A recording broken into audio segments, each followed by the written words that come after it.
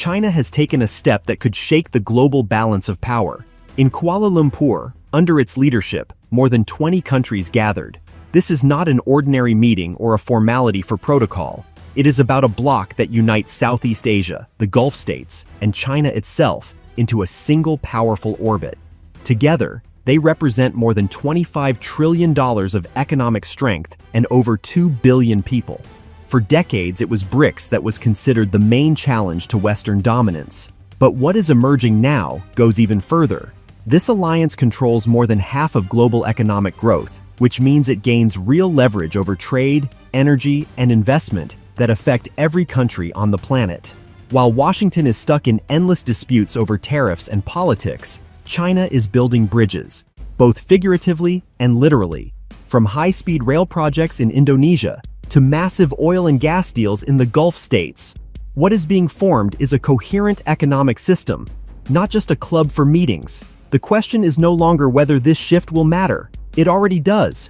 The real question is how far it will go and what it means for the future of American power. In Kuala Lumpur, history may have reached a true crossroads. China brought more than 20 countries to the same table, joining ASEAN states, the Gulf Cooperation Council, and itself into a single platform. On paper, this might look like another regional summit, but in reality, it is the foundation of something much larger, an economic bloc capable of shifting the center of global influence. The numbers speak for themselves.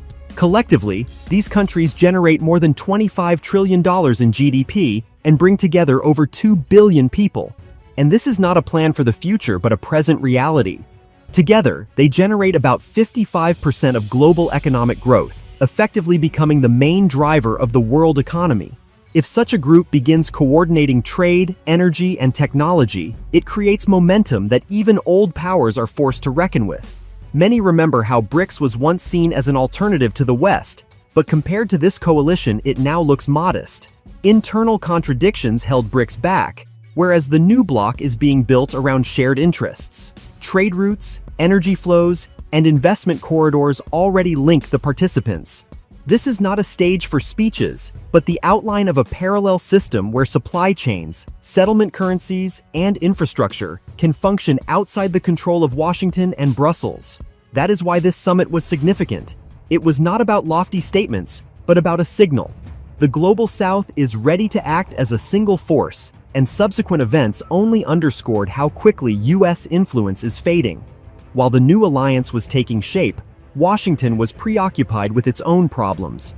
America remains the largest economy on paper, but its ability to set the rules of global trade is visibly declining.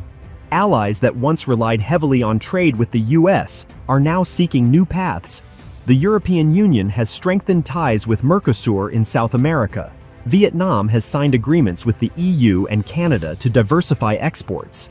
Even Japan and South Korea, long-standing security partners, are expanding ties in Asia. Each of these steps gradually weakens Washington's central role in the global economy. The message is clear. Tariffs push partners to seek alternatives, and most of those alternatives lead directly to Beijing. The vacuum created by America's inward turn is being filled quickly. This is especially visible in Southeast Asia, where trade flows are already shifting direction. Southeast Asia today is the clearest proof of how the global balance is changing. For years, countries like Indonesia, Vietnam, and Malaysia heavily depended on trade with the United States. But after round of tariffs, many of those ties began to collapse, and it was Beijing that offered them an alternative. Take Indonesia. In April, when Washington imposed 10% duties on a wide range of goods, Jakarta's trade surplus collapsed. By May, it had fallen to $160 million, the lowest level in 5 years. At the same time, imports of equipment and machinery from China and Singapore rose by more than 20%. The story is simple. Once the US market closes, Indonesia looks for new paths, and the first open door leads to Beijing. Vietnam experienced a similar blow. When Trump doubled tariffs on steel and aluminum to 50%, exports of steel from Vietnam to the United States fell by 27% at the beginning of 2025. For an economy built on exports, this was a shock, but Hanoi did not give up. It strengthened ties with China and regional partners. The numbers confirm the trend. ASEAN trade with China in 2024 reached $982 billion, nearly 20% of ASEAN's total trade. Data from early 2025 show further growth. The new version of the ASEAN-China Free Trade Agreement focuses on the industries of the future: digital services, renewable energy, and smart manufacturing. And this is not just signatures on paper. The changes are visible in concrete projects. The Asian Express cargo line linking Malaysia with Chongqing shortens delivery times for manufacturers.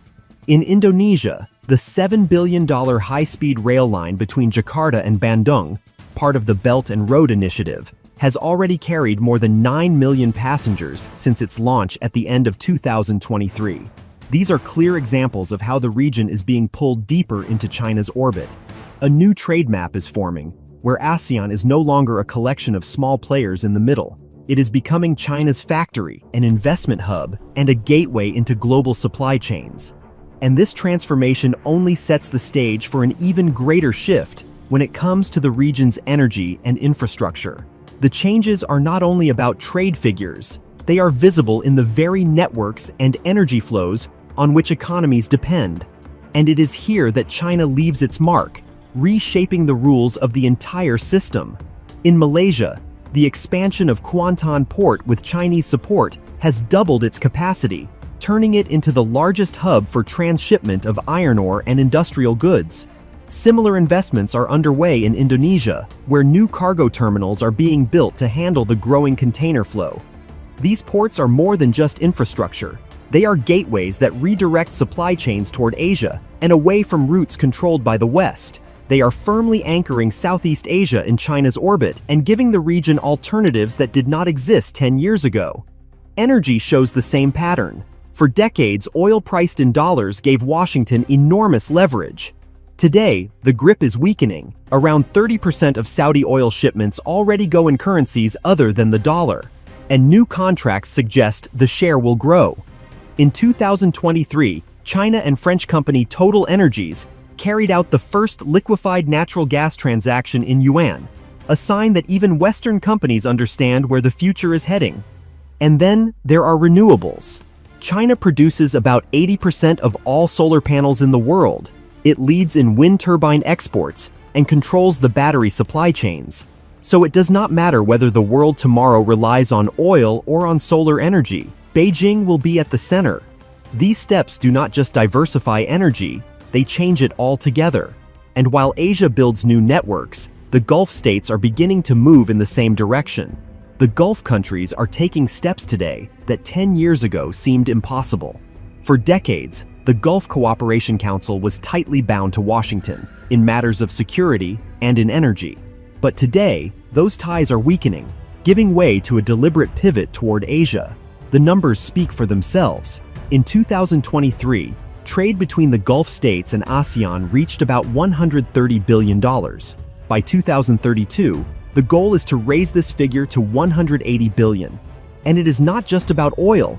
The Gulf states want to build long-term partnerships in many different sectors. Investors from the region are putting money into artificial intelligence, digital finance, and renewable energy, fields where China and Southeast Asia already lead. The shift is visible in politics as well. At the Kuala Lumpur summit, Indonesian President Prabowo openly backed China's call against external domination and voiced support for Palestine. This signal resonated strongly with the leaders of the Gulf states and showed that Asian and Arab voices are beginning to sound in unison. Once, BRICS was seen as the main challenge to the old order, but the network now being built from Jakarta to Riyadh carries even greater weight. It does not wait for an invitation and does not seek inclusion in existing structures. It creates an alternative that could soon rival the system built after the Second World War. The shift is already happening, and much faster than expected. What began as a series of trade meetings is turning into a full-fledged economic and political network, capable of existing independently from the West. For the United States, this is more than just a strategic blow. It is the first signal that the post-war order, once thought unshakable, is being replaced before our eyes by a new one. Now the question is not whether this system will rise, but what part of the world it will draw along with it. Subscribe, and let's follow this transformation together.